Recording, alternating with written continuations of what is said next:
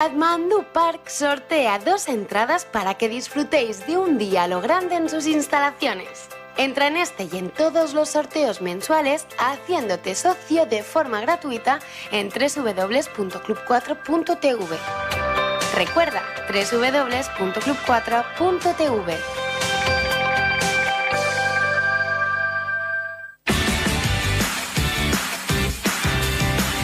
Canal 4 Radio.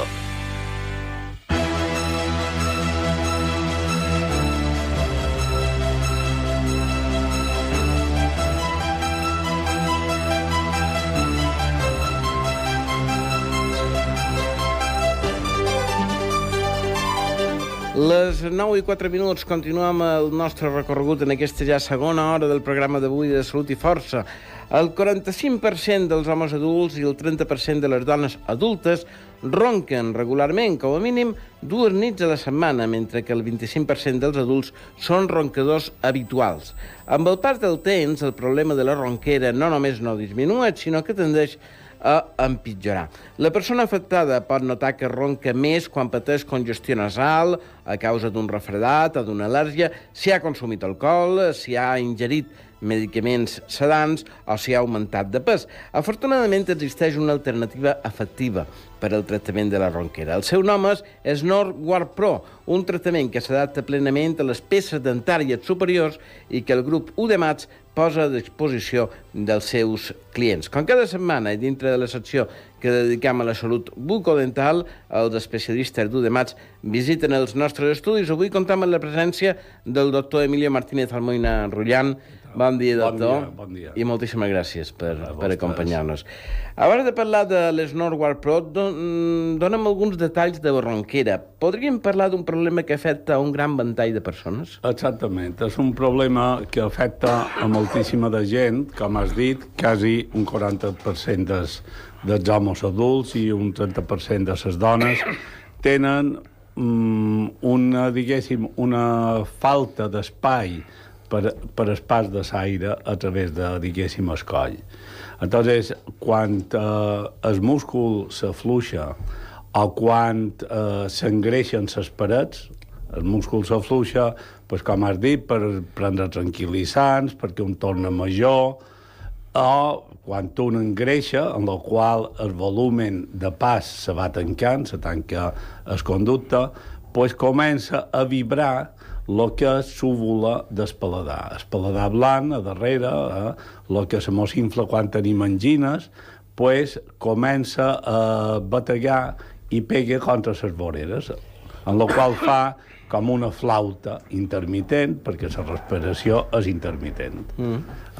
Això és el que passa en aquest procés de ronquera. I en quin moment i per quines causes es produeix aquest so característic i a vegades tan modest de la ronquera? Pues, les causes, com he dit, són múltiples, però una de les causes també és tenir la mandíbula curta, perquè, clar, això, el teixit blanc al redador del coll, de la gargamella, del paladar, diguéssim, estan com un esfínter, unes fibres circulars que tanquen o obrin en funció de si, per exemple, mos enviam el menjar, si respiram, i quan la coordinació aquesta, per qüestió d'edat, d'afluixament dels teixits, d'engreixament, de sedants, se perd una mica, doncs hi ha fuites d'aire que fan aquests renous. Doncs què és el que passa? Que en les persones que tenen la mandíbula cap endarrere, doncs els teixits de la gargamella també estan més posteriors que la gent que, per exemple, té prognatisme. La gent que té prognatisme és més difícil que tinguin aquest tipus de reverberació, diguéssim, respiratòria. I parlaven de les Norguard Pro. Què és? I en quins aspectes concrets ajuda les persones que ronquen? Bueno, la Norguard Pro és un aparato protèsic que s'adapta damunt la boca. O sigui, amb el Nord el que fem és que per ronqueres que no són excessivament patològiques, el que fem és estirar el múscul de la base de la llengua i de la mandíbula cap endavant. De tal manera que obrim el coll perquè obrim el forat estirant-lo cap endavant. Entonces, aquest tipus de tractaments de la ronquera, n'hi ha d'altres, com a natural, que són, per exemple, els otorrinos operen súvula, hi ha altres tipus de cirurgia que afavoreixen l'oxigenació, per exemple, obrir més les fosses nasals perquè entri més volumen d'aire, en la qual, encara que el conducte sigui més petit, passa més aire, en la qual no se produeixen les ronqueres i les seves conseqüències. O sigui, la Noreguard, a UDEMATS, el que fem és que els hi fem una mida de la boca i fem una posicionador que, fixant-nos en el maxil·lar superior, la part de baix fixa a la mandíbula amb una posició més avançada. O sigui, mos torna bifos. I en tornar bifos, pues, evidentment, el coll s'obri més cap endavant i l'aire passa bé sense vibrar. I és una pròtesi? És una pròtesi que s'adapta permanent? Bueno, això de ronquido només és per dormir. Només per dormir. Només, claro. Fas vida normal i quan lleus o fas una siesta que comences a roncar, si tu t'estires la mandíbula cap endavant, deixes de roncar, passa més aire. O sigui que això està indicat per ronquidos, diguéssim, leves, i, sobretot, per evitar intervencions més importants que qui no responen al tractament s'ha de fer. És a dir, per gent que ronca molt i, diguéssim, d'una forma... Sempre, com tot en medicina, lo important és començar el tractament sempre per lo més simple. Perquè si respons a lo més simple, t'has estudiat una sèrie de proves i operacions més complexes que potser serien innecessaris. O sigui, el tema ha de quedar clar.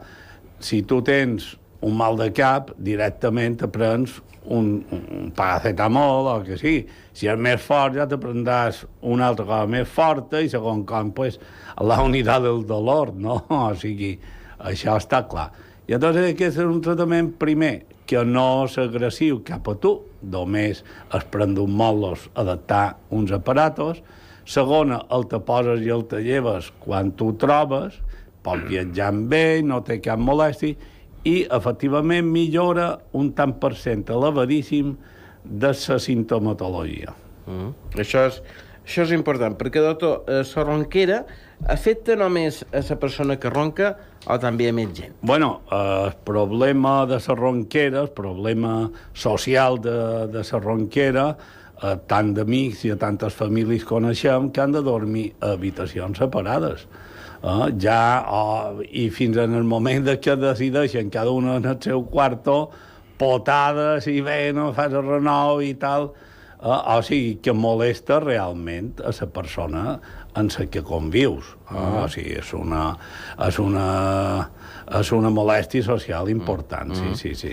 I per cert, el recurs aquest de pegar la potadeta sol funcionar, però només dura poc. Sí, fins que tu t'adorms i després ja no te'n dones compte.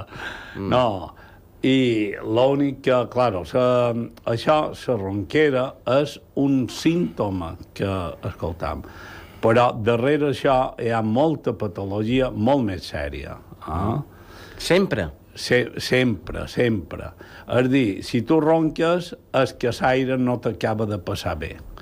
Si no t'acaba de passar bé, hi ha menys oxigen en el cervell, en el cor.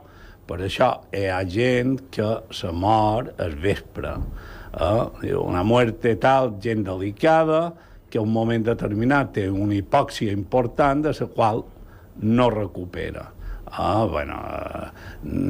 a dir, que si a tu no t'arriba oxigen, hi ha gent que en la denominada apnea del sueño, que això els especialistes de respiratori, pneumòlogos i els otorrinos ho tenen molt més estudiat, els neuròlogos que te fan un electroencefalograma i veuen com pateix el teu cervell, com pateix el cor, hi ha una sèrie de patologia sèria que és el que obliga a vegades a fer aquests aparatos que dorms amb un respirador que te va forçant l'entrada d'aire. Una incomoditat total, des de luego, perquè no descanses molt bé, però almenys no perds l'oxígeno. Era la següent pregunta que li volia fer. Quina és la causa de la ronquera? Vostè diu hi ha múltiples causes, però en qualsevol cas totes... La causa primària és que tens súvula que vibra. Per què? Pues perquè queda com a morta damunt la paret posterior de per on ha de passar l'aire. Tu tens un conducte que, per les circumstàncies que hem parlat, està tancat, o molt tancat, molt fi, i a damunt, súvula hi penja damunt. I entonces l'obstrueix periòdicament i fa com una flauta. Fa vibrar i a vegades no t'has de respirar i has de fer un moviment perquè està massa tancat. Pot ser un tancament suau o complet. Entonces, a s'esnore, que és el que feim nosaltres audemats, és estirar la mandíbula cap endavant, és a dir, forçar la sortida en la qual súvula, sigui d'estamany que sigui, que l'ha d'operada per l'otorrino o no operada per l'otorrino, torna a cap endavant i té un espai amb el qual no vibra. Aquest tractament, senyor Guart, té ja un ampli recorregut i una efectivitat ja demostrada durant temps? O és un tractament molt novedós encara? No, novedós no. L'únic que passa és que això ja fa, que jo sàpiga, almenys deu fer 20 anys, que hi ha diversos tipus, diverses maneres. Crec recordar que l'any 2000, exactament, quan vàrem obrir 1 de maig, vaig convidar a un cirurgià israelí a venir a la policlínica en aquell moment perquè tenia una tècnica per combatre la ronquera que va interessar en els otorrinos d'allà, que volien conèixer, que era, en vez de posar un aparat a la boca, estirar d'això, feien una operació que fixaven el múscul de la llengua, la base de la llengua, més cap endavant. I eren uns resultats estupendos. L'únic que l'organisme en els 5 anys després se desfeia una mica aquesta unió i tornava a recidivar. Però com a operació, com a tractament, és la mateixa idea. És a dir, donar espai en el tubo de darrere. Si hi ha súvula, la tornen més petita. Si hi ha la llengua, les tires cap endavant. I la manera més fàcil i, diguéssim, més simple, fer-se un aparato, protruint la mandíbula cap endavant i donant més espai. I la veritat és que és un tema que funciona bastant bé. En el grup de Mats venen molt de pacients interessats en aquest tema. Venen interessats. O sigui que la realitat és que és un tractament, és una ajuda que a vegades un ha anat que li posin una màquina d'oxigen o tal, a veure si amb això millora. Inclús aquest que utilitzen la màquina d'oxigen té molt més bon rendiment si a damunt li estires, si li fas el tubo més ample, que tirar oxigen damunt un tubo petit. O sigui que sí, que és un tractament que pot ajudar molt. Ja per acabar, doctor, i una mica manera de resum, quines són, en definitiva, les solucions que podem utilitzar per acabar amb la ronquera o, com a mínim, per pal·liar els seus efectes? Bueno, per pal·liar els seus efectes, ja s'ha dit que si dorms, millor una mica aixecat per evitar que tot se'n vagi tant endarrere, dormir una mica de costat per evitar donar pas. Tots els tractaments tenen com a finalitat mantenir l'espai respiratori, o sigui, que passis aire. Doncs respirar bé pel nas, o sigui, que l'aire que te ve per darrere passi bé, no sigui només de la boca. I sobretot, pues, el que diuen sempre, no? Vida sana, no prendre alcohol, no dormir-se en sedants, mantenir una certa elasticitat dels teixits. Totes aquestes coses, pautes generals, serveixen. Ara bé, des del nostre punt de vista, com a dentistes, com a cirurgià maxilofacial, d'UDEMAX, creiem que aquest és un tema, és un tractament fàcil, relativament econòmic i reversible. Que això és el més important, perquè quan t'operen, o quan t'operam, perquè nosaltres també operam bastantes coses, sempre has traumatitzat aquell organisme, li has amputat alguna cosa i és irreversible una vegada operat. En canvi, amb una pròtesis, pues, tu te la lleves, si no t'agrada o no te va bé o te fa oi, pues tampoc passa res. I si un dia ho necessites o no ho tornes a posar. O sigui, en funció de les necessitats. És important. És Northward Pro, és el nom d'aquesta pròtesi, d'aquest tractament? Sí, és una part d'un tractament, és Northward, i hi ha altres, perquè com en tot n'hi ha que se fabriquen artesanalment en els proteses, o sigui, però el concepte de les Northward és el que en odontologia s'aplica cada vegada més, sí.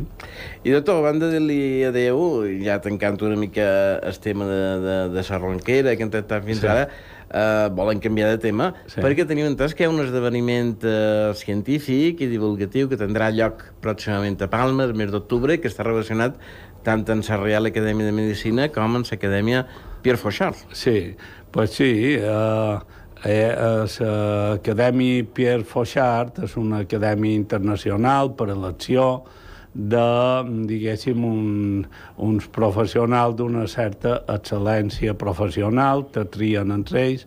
El president nacional actualment és el decà de la Facultat d'Odontologia de la Universitat Central de Barcelona, el doctor Austrell, i jo som el president local del comitè, junt amb el doctor Riutort, amb el Pere Pastor, amb en Martínez Jover i amb en Guillem Rosé.